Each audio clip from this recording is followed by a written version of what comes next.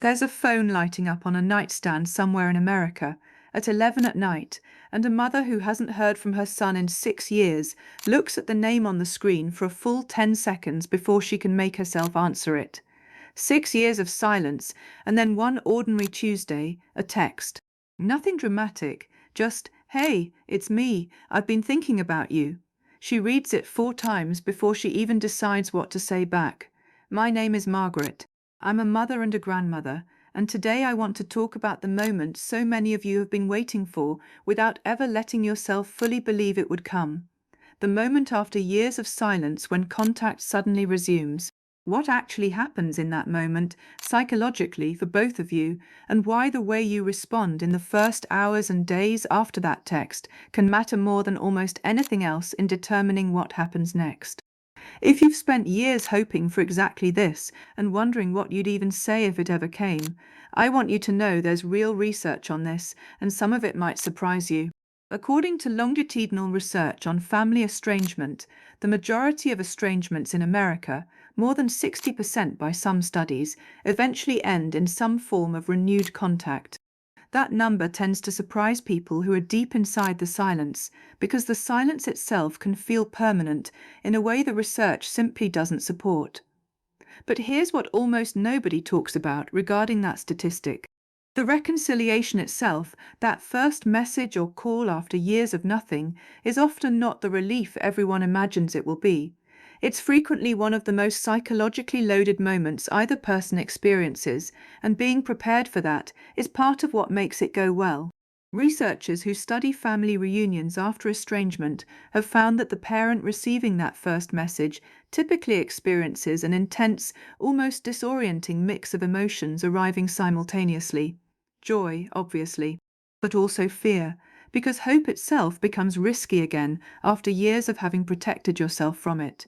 Anger that surprises people, because years of unanswered longing don't simply evaporate the moment contact resumes. And grief, oddly, for all the years that already happened and can't be recovered. Therapists who specialize in this transition note that parents frequently feel guilty for not feeling pure happiness in that first moment, when the truth is that all of these feelings arriving together is exactly what the research would predict, and exactly what it looks like when something this significant finally happens after this much time.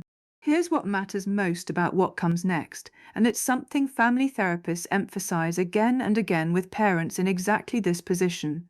The instinct in that first conversation is often to address everything at once. Why did you leave? What happened? I missed you so much. Why now? Researchers who study successful reconciliations have found that this instinct, however understandable, is one of the most common ways early reunions stall out or fail entirely. The adult child who reached out after years of silence usually did so cautiously, often after a long internal process of working up to it, and an overwhelming response on the receiving end can feel like exactly the kind of intensity that made distance feel necessary in the first place. What tends to work better, according to therapists who specialize in these reunions, is meeting the size of the gesture with a proportionate response. If he sends a short text, a short, warm reply tends to land better than a long emotional outpouring, even though every part of you may be aching to write paragraphs. There's research on the specific content of that first reply too, and it's simpler than most parents expect. Therapists who study these reunions consistently recommend avoiding any phrase that sounds like an evaluation of the silence itself, things like "finally," or "it's about time," or even "I knew you'd come back," because even gently delivered, these can read to the other person as a small accusation embedded inside what's meant to be a welcome. What tends to land best instead is something closer to simple, warm acknowledgement. "I'm so glad to hear from you," carries the full weight of years of longing without asking the other person to account for any of it yet. That account, if it ever needs to happen, can wait. The first message doesn't have to do that work. Now, I want to be honest about the other side of this moment, because that's what we always do here. The adult child reaching out after years of silence is almost never doing so lightly. Researchers who study the psychology of reconciliation from the estranged child's perspective have found that reaching back out after a long silence typically follows a significant internal shift, sometimes triggered by a major life event like having their own child, sometimes by therapy, sometimes simply by enough time passing that old hurts feel less acute and the loss of the relationship starts to feel heavier than whatever caused the distance in the first place. What this means practically is that the person reaching out has often already done significant emotional work just to send that single message. They are not expecting the underlying issues, whatever they were, to be fully resolved in one conversation. Many are testing the water, watching closely for whether this renewed contact will repeat old patterns or whether something has actually shifted. Here's something almost nobody mentions about this stage, and it's worth knowing in advance. The early period of reconciliation, researchers note, often involves a kind of careful, almost formal politeness between two people who used to know each other completely.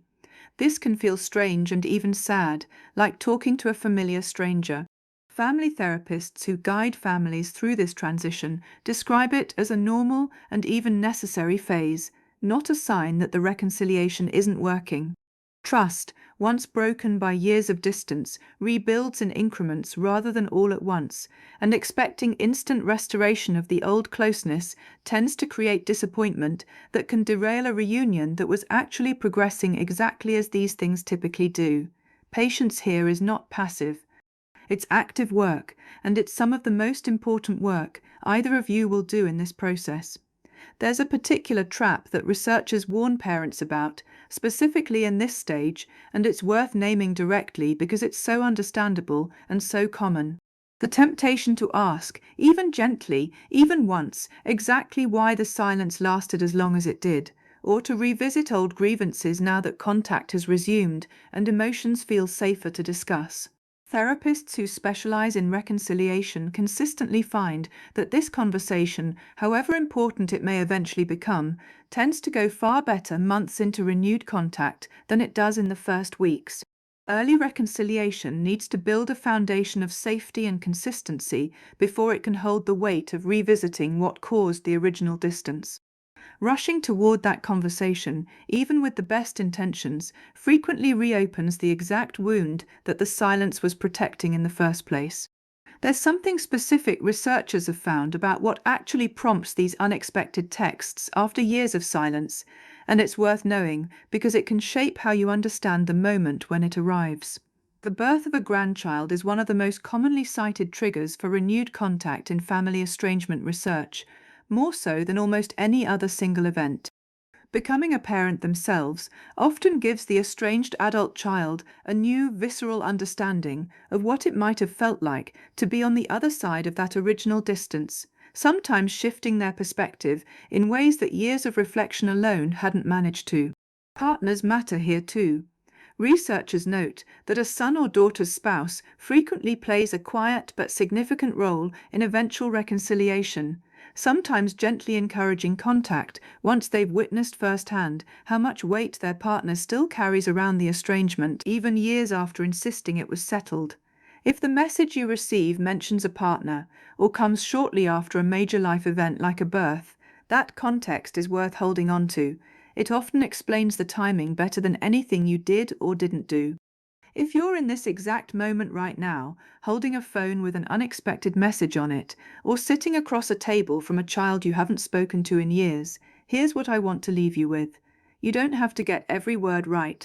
You don't have to resolve years of distance in one conversation, and you genuinely shouldn't try to. What the research consistently shows works best is showing up consistently in small, low-pressure ways over months, letting trust rebuild at its own pace rather than the pace your years of waiting want it to move at. Across the United States, there are reconciliations happening quietly right now, in text threads and short phone calls and first awkward dinners that don't look anything like the dramatic, tearful reunions our culture imagines. Most of them look small, careful, and a little formal at first. That's not a sign anything is wrong. That's simply what healing actually looks like in real time, as opposed to how it looks in the version we picture in our heads during all those years of waiting. If this is part of your story, whether you're hoping for that first text or you've already received one, tell me in the comments where you are in that process. So many of you have written to me about exactly this moment, and there is real comfort in knowing how many other families across this entire country are relearning each other right now, one careful, ordinary conversation at a time, in kitchens and car rides and quiet text threads that nobody else will ever see.